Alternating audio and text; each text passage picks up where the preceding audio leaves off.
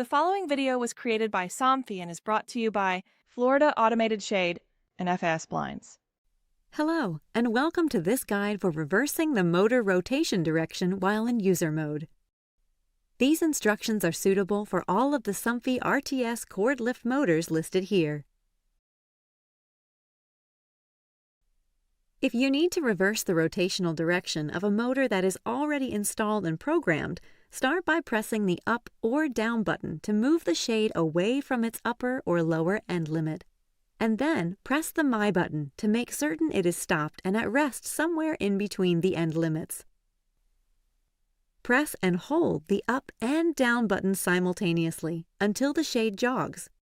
Now press and hold the My button until the shade jogs to confirm the direction has been reversed.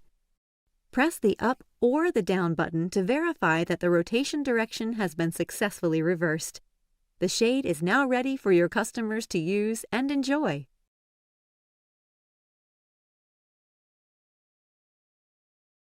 For more information about Somfy products, visit floridaautomatedshade.com. To learn about our Somfy motorized window treatments, visit fsblinds.com. And you can find all Somfy technical information at fslibrary.com.